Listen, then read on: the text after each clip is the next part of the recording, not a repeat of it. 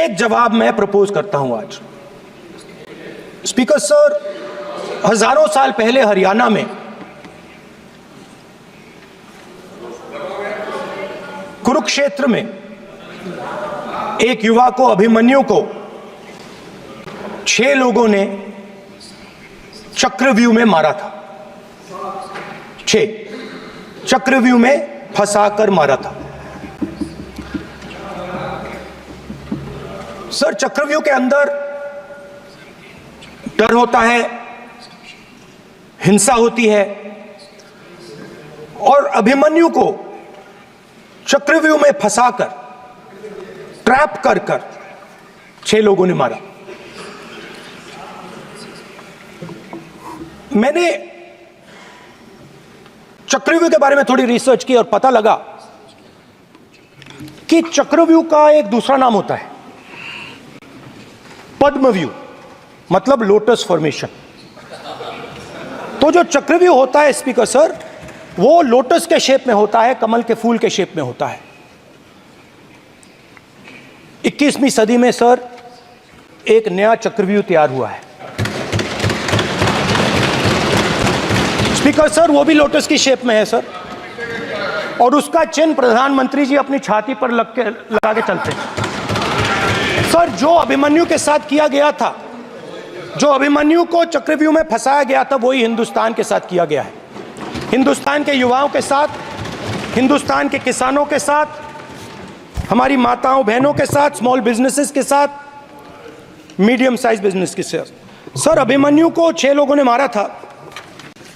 उनके नाम द्रोणाचार्य, कर्ण, कृपाचार्य, कृतवर्मा, अश्वत्थामा और शकुनी।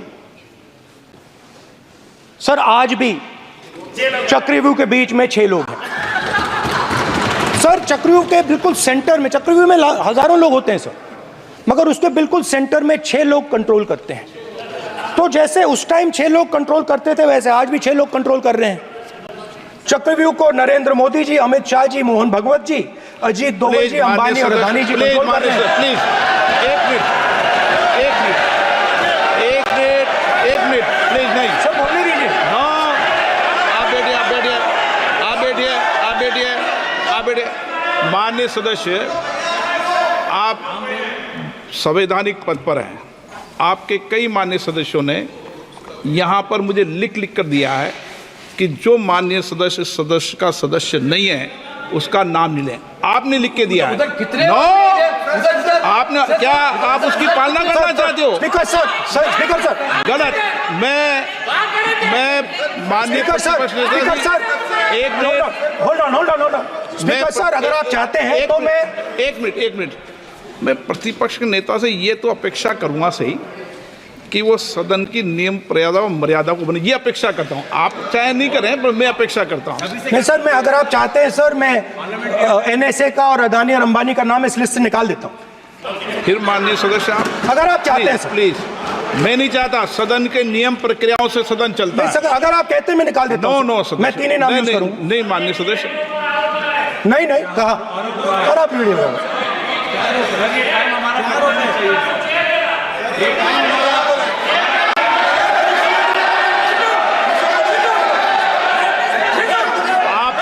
सब प्लीज, या आप समझाइए उनको।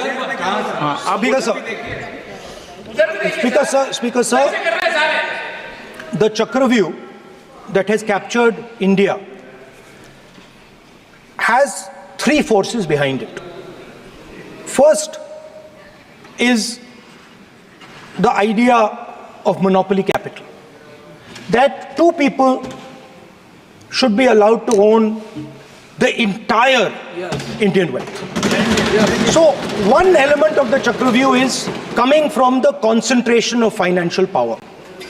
The second element, sir, मैं बजट को एक्सप्लेन कर रहा हूँ सर, मैं आ रहा हूँ, वहीं आ रहा हूँ sir. So one element is financial power. The second element is the institutions, the agencies, CBI, ED, Income Tax Department of this nation, and the third is the political executive. Speaker sir, these three together are at the heart of the Chakravyuh, and they have devastated this country.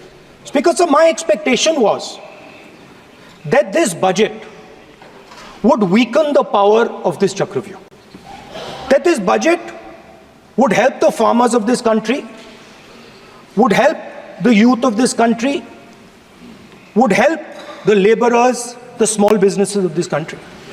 But what I have seen is that this budget, the sole aim of this budget, iski jo niyat hai, it is to strengthen this framework, the framework of big business, monopoly business, the framework of a political monopoly that destroys the democratic structure, and finally the framework of what one can call the deep state or the agencies.